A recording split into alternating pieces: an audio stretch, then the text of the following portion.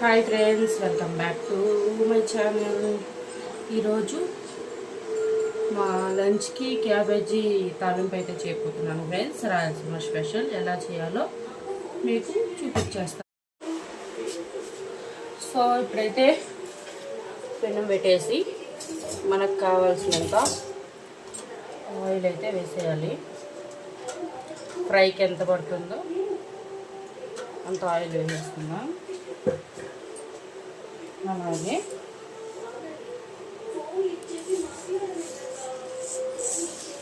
So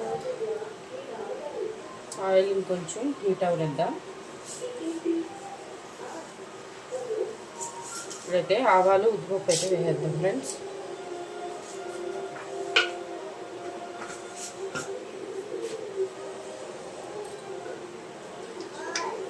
so ఇప్పుడైతే ఆవాలు వేగాయి కదా, ఒక 2 ఎండుమిరపకాయలు అలాగే ఒక 3 తెల్లగడ్డపాయలు అయితే వేసేద్దాము.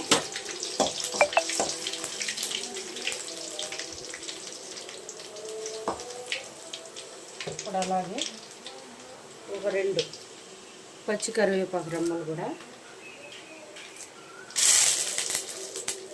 వేసేసి కొంచెం వేసేద్దాం. సన్నగా తరిగి పెట్టుకున్న ఉల్లిపాయ అయితే వేసుకున్నాం.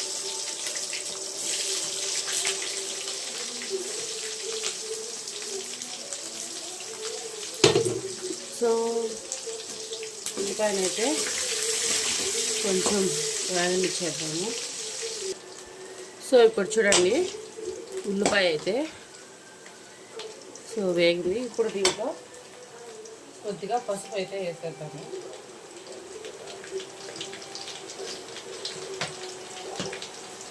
అలాగే ఆల్రెడీ కడిగి నానబెట్టుకున్న శనగపప్పు కూడా ఇప్పుడు వేసేద్దాం.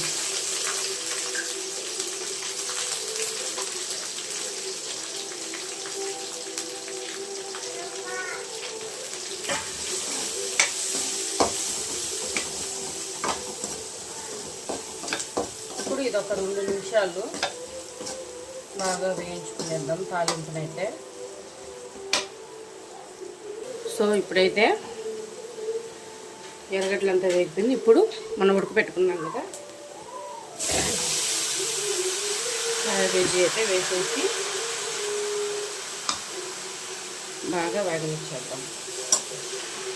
నేను ఆల్రెడీ క్యాబేజీలో సాల్ట్ వేసి ఉడకబెట్టి పెట్టాను, అందువల్ల మనం చూసుకొని సాల్ట్ సరిపోకపోతే మళ్ళీ వేసుకోవాలి.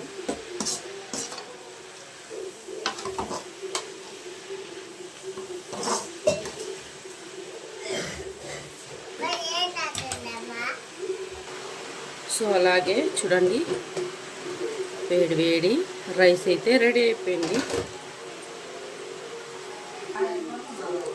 సో ఇప్పుడైతే చూసేద్దాము. చూడండి, బాగా అయితే తాలింపు వేగిందనమాట. సో చూసారు కదా, ఇప్పుడు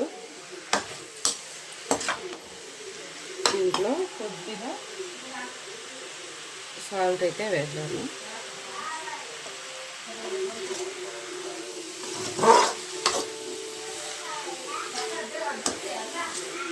సో ఇప్పుడు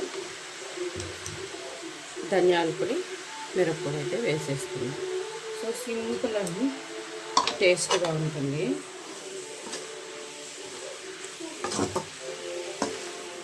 సో వీలైతే శనగగింజల పొడి వేసుకున్నా కానీ, లేదా పుట్నాల పప్పు పొడి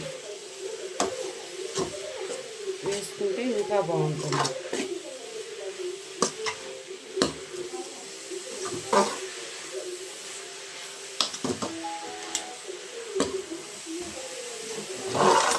మన క్యాబేజీ తాలింపు అయితే రెడీ అయిపోయింది.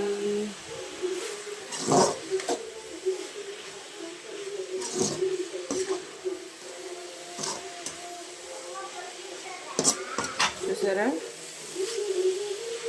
ఇప్పుడు రెడీ అయిపోయింది అనమాట. ఇప్పుడు మనం ఆఫ్ చేసేద్దాం. సో ఎంతో simple and tasty cabbage fry అయితే రెడీ అయిపోయింది ఫ్రెండ్స్. మీలో ఎంతమందికి ఇష్టమో కమెంట్ చేయండి. అలాగే మన ఛానల్ని సబ్స్క్రైబ్ చేయండి, సపోర్ట్ చేయండి ఫ్రెండ్స్.